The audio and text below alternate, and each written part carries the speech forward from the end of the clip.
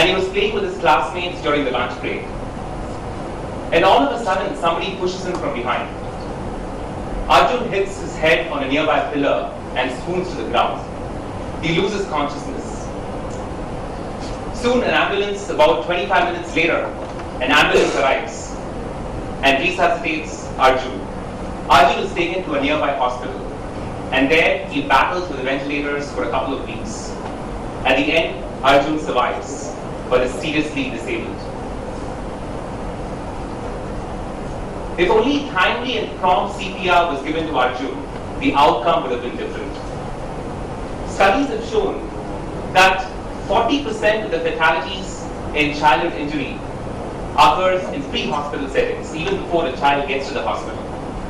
30% of the fatalities in childhood injury occurs in the emergency room, and another 30% occurs inside the hospital, in the hospital setting. So, a large number of injuries occur in the pre-hospital setting, even before the child gets to the hospital. Oftentimes, the first responders in any medical emergency in a school is the teachers. And training these teachers to provide first aid can make a crucial difference. Crucial difference between life and death, between survival and disability. So the UNICEF has done a survey, and according to the survey, the brunt and burden of childhood injury is on the poor, the lower socioeconomic strata. If you're a child living in a low-income country, there is a 3.4 times higher chance of sustaining an injury. And if you're a child living in a poor country, specifically, there is a 6 times higher chance of getting drowned in a swimming pool. If you're a child from a low-income country, there is a 5 times higher chance of having a fall. There is a 10 times higher chance of meeting with an accidental birth. India has one of the worst mortality and morbidity figures from accidental childhood injuries. There are about 45 children for every 1 lakh who die because of an accidental injury. And compare this with China's 30 and less than 15 in the United States and Australia. In 2004, when the tsunami hit the coast of India, guess how many people died? We lost about 18,000 lives. But every year, we are losing nearly 3 times the number from accidental injuries in children. And that's the magnitude of the problem. So, investing in child safety systems, child safety devices is one of the most cost-effective public health interventions. For example, when you take a child safety device like a bicycle helmet or a car seat restraint, every rupee you spend on a bicycle helmet or a car seat restraint, the economic returns are as high as 1,800 rupees. For every rupee that you spend on a safety device like a smoke alarm, the economic returns are as high as 4,500 rupees. So if you are poor and can't afford to invest in a child safety system or a device, the chance is very high that you'll become poorer. It was Victor Hugo who said, "You cannot fight an idea whose time has come." For a long time, babies were not delivered in hospitals. They were delivered in people's homes by a midwife or an ayah. And when the time came, that changed. Now the standard of care is babies being delivered in hospitals, attended by trained obstetricians and skilled neonatologists. For a long time, there was one doctor who took care of all age groups: little children, pregnant women, old age people. There was one doctor who took care of all the organs, the heart, the kidneys, and the brain. And when the time came, that changed. The era of specialized medicine was born. And then you had one doctor taking care of every age group, one doctor taking care of every organ of the human body. For a long time, when a child falls sick or gets injured in school, he or she is left to the care of an untrained bystander or an unskilled passerby. And the time has come for that to change. And we cannot fight an idea whose time has come. Over the last 1 year, we have brought teachers from various schools, around 50 schools. We have taught them very important skills: cardiopulmonary resuscitation, mouth-to-mouth breathing, basic life support. But in addition to that, we have taught them how to deal with common medical illness in schools. What do you do when a child has a little scratch, a little abrasion? What do you do when a child takes a little compass and pokes another child sitting next to him? A child is watching TV all night and then comes to school in the morning and has a severe headache. What do?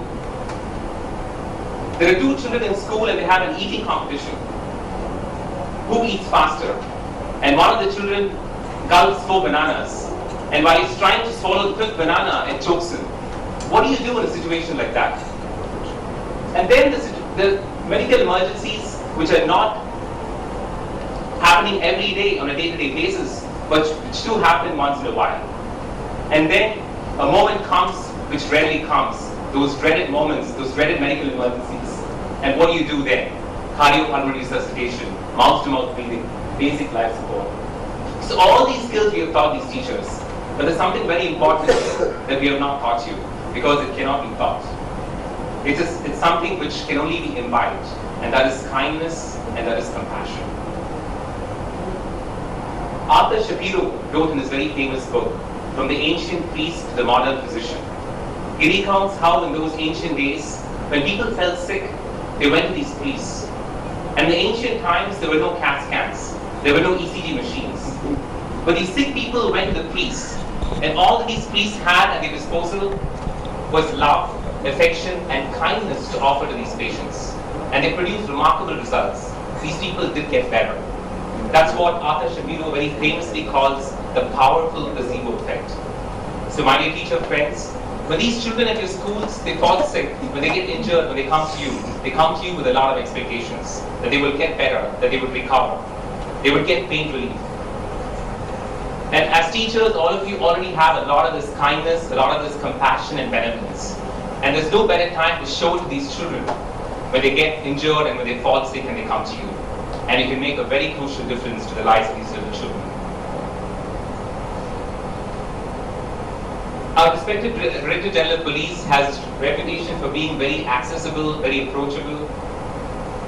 You know, usually at the Children's Hospital here, when we go to give an injection to the children, they immediately scream, "Mommy, Daddy." But the other day there was this child, we were going to give him an injection. And he looked at us and said, "Stop right there, don't come near me. If you give me an injection, I will call the police." I was stunned. I asked him, "What police?" And he said, "Director General of Police." So you have such a reputation for being so approachable, accessible, that even kids think they can call you directly. You see, the turning point in any country's progress is when the majority of the women in that country get educated. But I think the turning point in a nation's progress, in a nation's history, is when a woman heads the education department and leads it efficiently.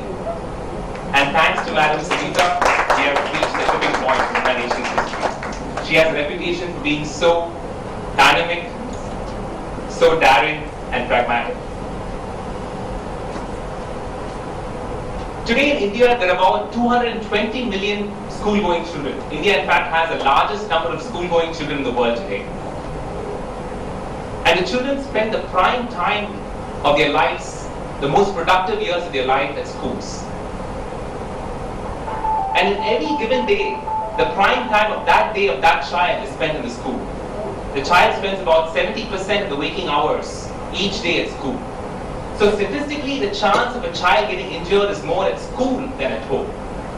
And not training the first responders to deal with those emergency medical situations at school, the teachers who are the first responders, is like a catastrophe that's waiting to happen. And our schools can't afford such a calamity. The health and safety of our children is not just the responsibility of the schools, not just the responsibility of the teachers. The health and safety of our children is the responsibility of the larger society, of the entire nation. And in fulfilling that responsibility, Apollo Children's Hospitals will continue to play its role. Thank you. Thank you so much, Dr. Madhu. That was a real care of information which is passed on. I now request our Director of Medical Education, Dr. Radha Rajagopal, to talk about CPR and its importance. And I wish the audience to know that today the CPR kits which are going to be given to the school representatives is wholly sponsored by Madam. I request Dr. Madam. It's very nice to see that a number of teachers have turned up over here for this meeting, and we have with us our honorable and Director General of Police of Tamil Nadu, Mr. Ramanujam. We have with us our Secretary for School Education, Ms. Savita, and all the other colleagues of mine, and the teachers from the various schools. I'm very happy to welcome you all to this. But what I'm going to talk about today is, like basic life support and how it is important for the public, particularly the teachers and lay persons. And as that been said by our colleague Dr. Madhu, a lot of the children get injured in school. Similarly, a lot of the sudden cardiac arrest about which I'm going to talk occurs in the outside hospital setting. And unless people know what to do and they do it in time, the incapacitation will be very, very low, So first of all, what is sudden cardiac arrest? Everybody will think that sudden cardiac arrest is myocardial infarction or heart attack. It's not that. Myocardial infarction can also produce sudden cardiac arrest, but the sudden cardiac arrest can occur due to many causes. It can occur in any individual within the hospital when he's sick, or it can occur outside the hospital. Now, the outside the hospital situations are plenty. It can be a trauma, road trauma, like road traffic trauma, or trauma from any other area, drowning, overdose of drugs, asphyxia, electrocutions. This is one more important factor. Primary respiratory arrest. There are a host of other non-cardiac causes can cause sudden cardiac arrest. The outcomes of the out of the hospital sudden cardiac arrest is dismal. When you compare it with what happens within the hospital, they are immediately, everybody is alerted and immediately they are getting resuscitation. But this happens only because the bystanders don't know what to do. And bystanders and lay people do not know how to administer CPR. And they also don't know that the CPR is to be administered now. There's so many things. So unless we educate the public, it will not be done. A lot of the societies, like our own cardiac society, our Indian Academy of Pediatrics, we are all very earnest in teaching our doctors the basic life support and the advanced life support and so on and so forth. And the IAP initiative, since I am a part of the IAP, I am saying all this, the IAP initiative has been very strong in this. It's been training all the IAP members in skills of CPR through BLS since 95. Then the IAP FAST group of doctors, they initiate, they are taught the pediatric resuscitation. And then there are, for non-pediatricians, standalone certificate courses in BLS for healthcare providers, start in 2010, for people other than the pediatrics, all done by the IAP. And IAP has also come up with this program, the importance of bystander CPR, which is recognized as a vital step for survival of outside the hospital cardiac arrest victims. And therefore the BLS course and skills enhances. This is coming in a big way by the IAP. Further, one of my uses is England, where she was treated in a specialist hospital, specializes in injuries for soldiers. So that's a child who was rescued from serious trauma. So I'm happy that we have an institute in Chennai which takes care of trauma injuries for children. Now, in 1 year in Tamil Nadu, maybe about 1,500 people are killed in murders. That is, murderers account for 1,500 deaths in a year in Tamil Nadu. Do you know the number of people who are killed by drivers on the road? It's 10 times more. Almost 15,000 people or more get killed at the hands of a driver at the wheel of a car. So it is one of the biggest causes of casualty in Tamil Nadu and the world over. And they say it's only a question of time before it becomes the biggest killer among various causes of death. Now we have our road safety programs, our ambulance. In fact, in Tamil Nadu, we are much better off with our ambulance services than in many other states. Now, when this girl Nirbhaya was and her boyfriend were left on the roadside, badly injured, and at night on the platform, everybody criticized, why is it took so long for the police to reach that place? Nobody raised the question, why did the ambulance go there?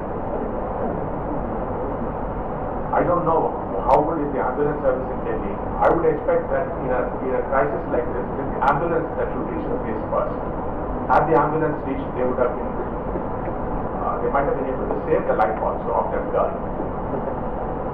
Now, we always talk about this golden hour, especially in our traffic campaigns. We say the attention that you pay at the time of within the first 1 hour is the most important thing. But what kind of attention you pay, we don't know. We are not trained in that. In fact, we had one SP, Superintendent of Police, who was traveling by road from Madurai to Tirunelveli. Somewhere near Tirunelveli, his car met with an accident. When he met with the accident, he was badly injured, but he was talking, he was all right. But when he reached the hospital, he had become almost paralyzed. All the limbs were paralyzed. I think he could not talk also. Now what happened was, when he was transported from the scene of accident to the hospital, he was not, proper care was not taken. And that resulted in his being left almost in the state of a vegetable. Now he has improved, he has joined service, I am very happy. And he is working. But then it will take a long time for him to recover fully. And probably the failure of attention at the first point is what caused a long-lasting impact on his health and safety. Recently we lost one retired IPS officer. He retired only about 2-3 months back. He went for a walk, came back home. He was sitting, and when his wife went to give him a cup of coffee, she found he was not responding. Then she called her son, they didn't know what to do, they rushed him to the hospital. I think they brought him to Apollo 3. But then he was declared brought there. My feeling is, probably had they done CPR, he might have lived. I don't know, I'm no expert on that, but it is quite possible that they might have revived him at home. So, by the time the person is taken to the hospital, the life might have gone.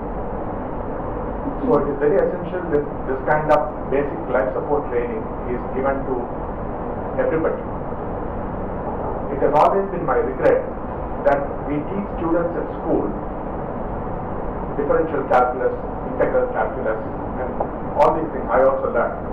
Now I don't know what use I made of that in my lifetime. I don't know. 90% of the things that we learn at school, we never put to use. Whereas essential skills that you need in life, they are not taught at schools. I'm not blaming school education secretary, but I'm no quarrel with that. I'm just saying this point. I have felt that students should be taught, for instance, about the laws also. I'm not saying that they should become experts in the Indian Penal Code and Criminal Procedure Code and Evidence Act. No. But they should know what are their basic rights in respect of police. Now, your neighbor slaps you, and you go to the police station, and what do you expect the police to do? You expect the police to arrest him, and they won't do it anyway. But you expect the police to register a case, arrest him, and put him in prison and charge him. Now the simple thing is, there is a difference between a cognizable offence and a non-cognizable offence. A slapping, a mere slap, is a non-cognizable offence, which means the police are not authorized to register a case. In fact, such a case can be registered only after getting an order from the court. Whereas if the neighbor cuts another person with a knife or a rod, then it becomes 324 IPC, which is a cognizable offence. So there you can expect the police to register a case. In fact, the police are bound to register a case. Now these are certain simple things which I think should be taught to children. In fact, when I went to a police station in UK during some training course, I found they kept pamphlets which they gave to all prisoners, listing out their rights. What are their rights as prisoner in a police station when he's in the lockup? So we have rights, we also have responsibilities. These are things I think which should be taught in school. And more importantly, life support skills, basic life support skills or CPR are definitely techniques that should be taught. Now I've heard about CPR many times, I've watched video presentations, I saw the ladies here doing such a brave job of CPR. But if I see somebody in a situation where he may be needing CPR, I don't know whether I'll have the courage to do that. Because I'll be afraid, will I be breaking some bones? Now, somebody should tell me, okay, you can break a bone. You might break a bone, but it doesn't really matter. What matters here is making you breathe again. Now, this is what we need in hands-on training. The more people are trained on this, now in Chennai city, you know, not only in Chennai, maybe in most of the cities, it takes ambulances a long time to reach the place. In fact, I wish there were two-wheeler ambulances. It's not possible, but then a four-wheeler vehicle finds it difficult to move across the city. In foreign countries, of course, they've got helicopters. They use helicopters to rescue people. We don't have those facilities. And it takes a long time for even ambulances to reach the place. So during that period, it is the trained an individual. He may be a teacher, he may be a policeman, he may be a school student, somebody who can probably take care. So I wish... So if you would like to carry out your suggestions, we would definitely like to have a special program to train police personnel on how to handle pediatric emergency. We will definitely take it forward, sir. Now I request Savita ma'am to say a few words.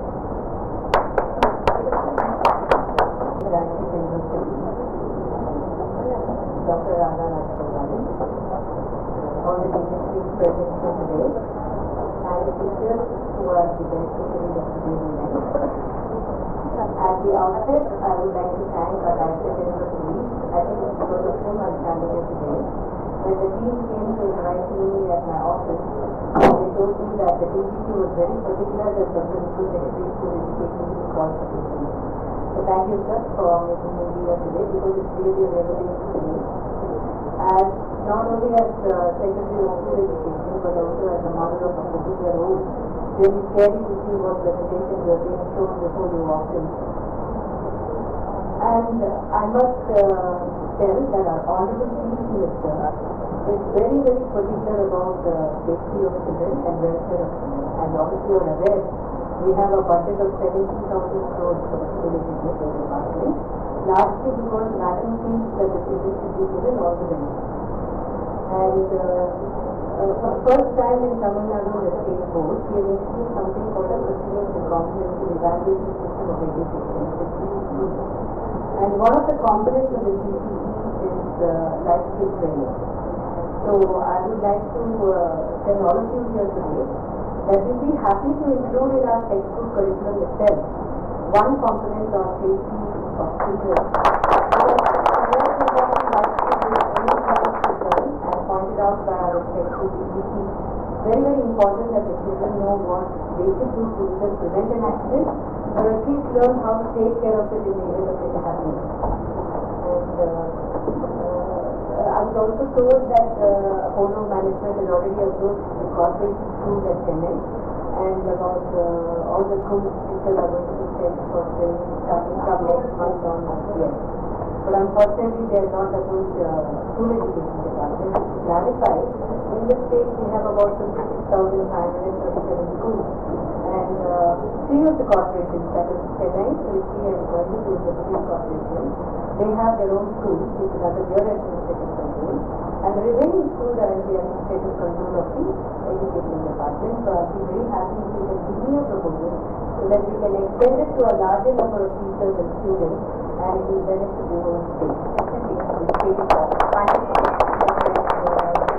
And we are also working on the teachers' curriculum now. So I will make sure that in the higher education segment where you're working on the curriculum, we try to put this as a component because the teacher gets aware of it even before they choose the profession as a teacher in a school. I'm sure all of you here gathered very enthused with first week because as we mentioned, it's very scary to enter a hospital. And recently my daughter was admitted in a hospital and every time I go to a hospital it is a learning process. I learn so much more how to handle a child. Maybe because I'm a mother with more empathy and sympathy towards children, I like to stay back late and work on programs which will give special benefits to children. And one of the programs we would really like to work on is road safety, which I think I had a brief discussion with you once in your office. But we definitely work on a road safety program and also other life skill programs for children. Thank you once again for giving me this opportunity. In fact, when one of them was being a speaker, I wanted to try it out myself, but I thought it looked a bit too enthusiastic to do that. And maybe try and do it sometime later. And I'm definitely going to take this to the knowledge of our honorable chief minister and see that we come out with a concrete program for the state as a whole and maybe make it a policy to ensure that children are given knowledge of their rights and the benefits, and as well suggested bring out a pamphlet which will tell them what their fundamental rights are as a child in terms of safety, security, and also all the other restrictive demands which they have to meet. Thank you very much. First anniversary of the Child Safety Campaign at the Apollo Children's Hospital, a momentous occasion where the dignitaries from the police department, school education and a major children's hospital have pledged to safeguard the safety of our children and thereby the future of our nation. It is my privilege to deliver the vote of thanks. First, I thank our illustrious chief guests for having spared their precious prime time and graced the occasion.